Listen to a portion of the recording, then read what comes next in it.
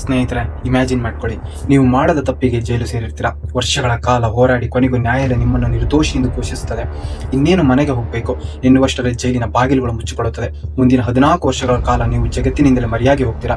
ಇದು ಯಾವುದೋ ಸಿನಿಮಾ ಕಥೆಯಲ್ಲ, ಬಿಹಾರದ ರುದುಲ್ ಶಾ ಎಂಬ ಸಾಮಾನ್ಯ ಮನುಷ್ಯನಿಗೆ ಸಂಬಂಧಿಸಿದ ಭೀಕರ ವಾಸ್ತವವಾಗಿದೆ.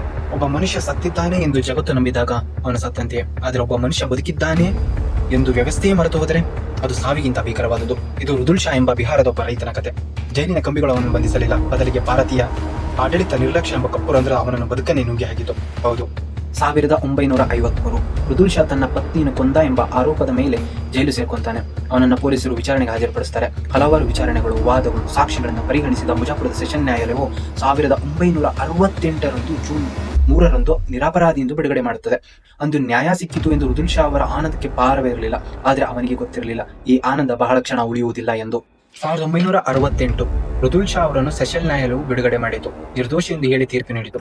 ಆದರೆ ಜೈಲಿನ ಅಧಿಕಾರಿಗಳ ಪಾಲಿಗೆ ಅವನು ಕೇವಲ ಒಂದು ಕಡತದ ಸಂಖ್ಯೆಯಾಗಿದ್ದ. ಬಿಡುಗಡೆಯ ಪತ್ರ ಬರಲೇ ಇಲ್ಲ. ದಿನಗಳು ಕಳೆದವು, ತಿಂಗಳುಗಳು ಕಳೆದವು, ವರ್ಷಗಳಾದವು. ಹೊರಗಿನ ಮನುಷ್ಯ ಚಂದ್ರನ ಮೇಲೆ ಕಾಲಿಟ್ಟಿದ್ದ. ತಂತ್ರಜ್ಞಾನ ಬೆಳೆದಿತ್ತು, ಪ್ರಧಾನಿಗಳು ಬದಲಾದರು. ಆದರೆ ರುದುಲ್ ಶಾ ಪಾಲಿಗೆ ಕಾಲ 1968 ನಿಂತು ಹೋಗಿತ್ತು. 1968ರಿಂದ 1982ರವರೆಗೆ, ಅಂದರೆ 14 ವರ್ಷಗಳು, 5110 ದಿನಗಳು. ಆ ಕತ್ತಲ ಕೋಣೆಯಲ್ಲಿ ರುದುಲ್ ಶಾ ಏನೆಲ್ಲ ಯೋಚಿಸಿರಬಹುದು? ತನ್ನ ಮನೆಯ ಹಸಿರು ಗದ್ದೆಯ ಬಗ್ಗೆಯೋ ಅಥವಾ ಸತ್ತು ಹೋದ ತನ್ನ ಪತ್ನಿಯ ಬಗ್ಗೆಯೋ? ಆರಂಭದಲ್ಲಿ ಅವನ ಅಧಿಕಾರಿಗಳನ್ನು ಕೇಳಿರಬಹುದು, ಆಮೇಲೆ ಕೂಗದಿರಬಹುದು. ಕೊನೆಗೆ ಅವನ ಮೌನಕ್ಕೆ ಶರಣಾದ. ವ್ಯವಸ್ಥೆಯ ಮೌನವು ಅವನನ್ನು ಮೌನಿಯಾಗಿಸಿ. ಸ್ನೇಹಿತರೆ, ಭಾರತದ ಸಂವಿಧಾನ ಎಷ್ಟು ಅದ್ಭುತ. 21ನೇ ವಿಧಿ ಹೇಳುತ್ತದೆ, ಯಾವುದೇ ವ್ಯಕ್ತಿಯ ಜೀವನ ಮತ್ತು ವೈಯಕ್ತಿಕ ಸ್ವಾತಂತ್ರ್ಯವನ್ನು ಕಾನೂನಿನ ಪ್ರಕ್ರಿಯೆ ಇಲ್ಲದೆ ಕಸಿದುಕೊಳ್ಳುವಂತಿಲ್ಲ. ಆದರೆ ರುದುಲ್ ಶಾ ಅವರ ಪಾಲಿಗೆ ಸಂವಿಧಾನದ ಉಲ್ಲಂಘನೆಯೇ ಮೀರಿತು. 1982ರಲ್ಲಿ ರುದುಲ್ ಶಾ ಅವರು 32ನೇ ವಿಧಿಯಲ್ಲಿನ ಹೆಬಿಯಸ್ ಕಾರ್ಪಸ್ ಅನ್ನ ಫೈಲ್ ಮಾಡ್ತಾರೆ. ಹೆಬಿಯಸ್ ಕಾರ್ಪಸ್ ಅಂದ್ರೆ to have a body of, ಅಂದ್ರೆ ಪೊಲೀಸರು ಬಂಧಿಸಿದ 24 ಗಂಟೆ ಒಳಗೆ ನ್ಯಾಯಾಲಯದ ಮುಂದೆ ತಂದು ನಿಲ್ಲಿಸಬೇಕು ಎಂಬುದು. ಇದನ್ನು ರುದುಲ್ ಶಾ ಅವರು ಫೈಲ್ ಮಾಡಿದ ಮೇಲೆ ದೊಡ್ಡ ಸಂಚಲನ ರೂಪಿಸುತ್ತದೆ. ಸುಪ್ರೀಂ ಕೋರ್ಟ್ ಈ ಕೇಸನ್ನು ಎತ್ತಿಕೊಂಡಿತು. ಸುಪ್ರೀಂ ಕೋರ್ಟ್ನ ಇತಿಹಾಸದಲ್ಲೇ ಮೊದಲ ಬಾರಿಗೆ ಹಣದ ರೂಪದಲ್ಲಿ ಪರಿಹಾರ ನೀಡುತ್ತೆ.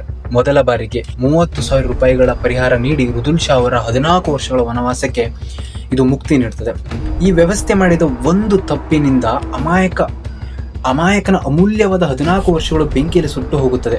ಆದರೆ ನಮ್ಮ ಸಂವಿಧಾನದ ಮಹತ್ವವು ಇಲ್ಲಿ ತಿಳಿಯುತ್ತದೆ. ಸಂವಿಧಾನದ ಹೆಬಿಯಸ್ ಕಾರ್ಪಸ್ ಹಾಗೂ 21ನೇ ವಿಧಿಗಳು ನಮಗೆ ಸಿಕ್ಕ ದೊಡ್ಡ ಉಡುಗೊರೆಗಳು.